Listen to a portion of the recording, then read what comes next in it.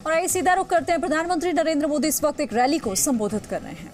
Infrastructure, स्वास्थ्य और शिक्षा, पर्यटन, संस्कृति, विरासत, इन सब अनेक पहलुओं से जुड़ी हुई यहां के उद्योगों को बढ़ावा देने के लिए आज यहां नई इंडस्ट्रियल पॉलिसी और नई आईटी पॉलिसी भी लॉन्च की गई है।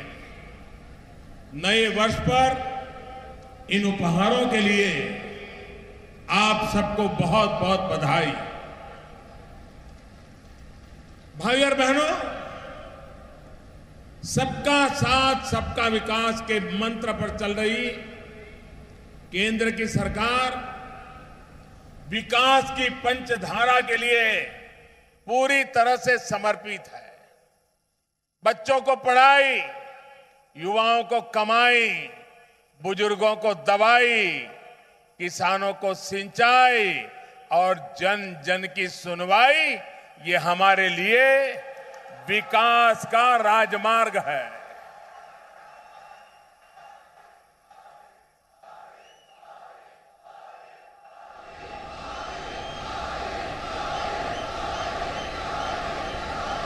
मुझे देखकर भी खुशी होती है कि पिछले 5 वर्षों में दमन, दीव और दादरा नगर हवेली का विकास नई ऊंचाई पर पहुंचा है। इन दोनों ही क्षेत्रों की एक नई पहचान बनी है। अनेक विषयों में ये दोनों केंद्र संघ प्रदेश व्यवस्थाओं में अपूर्णता से निकल करके पूर्णता की तरफ आगे बढ़े हैं। आज दमन, दीव और दादरा नगर हवेली दोनों ही खुद को खुले में शौच से मुक्त घोषित कर चुके हैं। आज दोनों ही क्षेत्रों के हर घर में एलपीजी कनेक्शन है और दोनों ही केरोसिन फ्री घोषित किए जा चुके हैं। आज दोनों यूनियन टेरिटरीज के सभी घरों में बिजली कनेक्शन है, पानी का कनेक्शन है।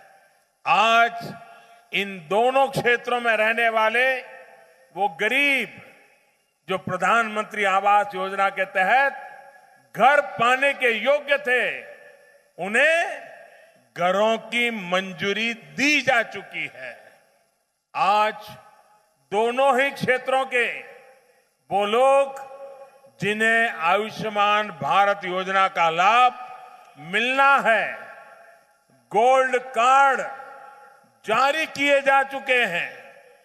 साथियों, अगर मैं बीते 3 वर्षों की ही बात करूं तो इन दोनों केंद्र शासित प्रदेशों में करीब करीब 9,000 करोड़ रुपए का निवेश किया गया है। 9,000 करोड़। आप कल्पना कर सकते हैं अब हमारा क्षेत्र कहां से कहां पहुंच रहा है। इस राशि से अनेक परियोजनाएं शुरू की गई हैं, अनेक को पूरा किया गया है।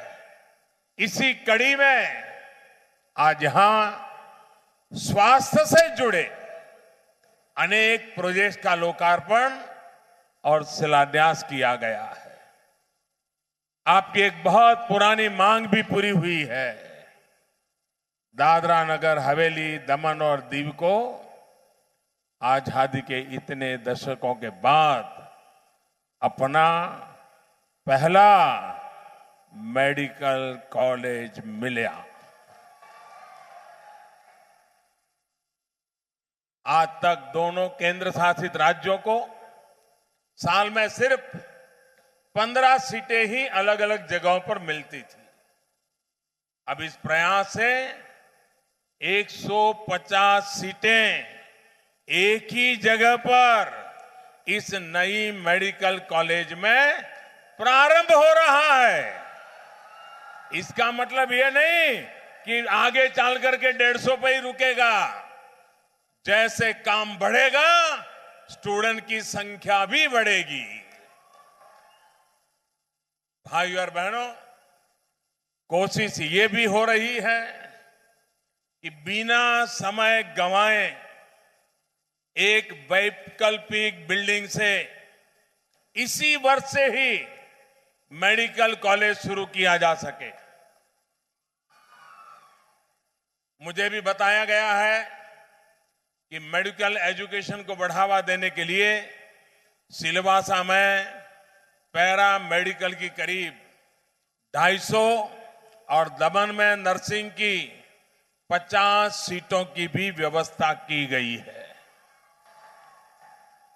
इन प्रयासों से युवा साथियों का तो लाभ होगा ही, यहां की स्वास्थ्य सेवाओं को बेहतर बनाने में भी मदद मिलेगी।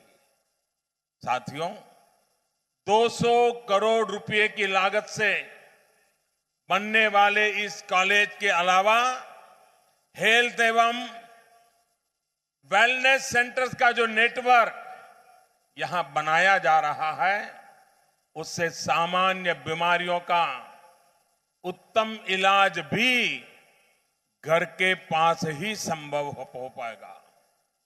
आयुष्मान भारत योजना के तहत बन रहे दर्जनों ऐसे हेल्थ एंड वेलनेस सेंटर्स का भी लोकार्पण यहां किया गया है। भाइयों और बहनों, थोड़ी देर पहले यहां आयुष्मान भारत प्रधानमंत्री जन आरोग्य योजना, उनके कुछ लाभार्थियों को कार्ड दिए गए हैं। दुनिया की इस सबसे बड़ी हेल्थ केयर योजना की चर्चा आज पूरे विश्व में हो रही है। लोग इसे मोदी केयर कह रहे हैं। कारण यह है कि इस योजना के तहत हर दिन देश में लगभग 10,000 से भी ज्यादा गरीबों का मुफ्त इलाज सुनिश्चित हो रहा है।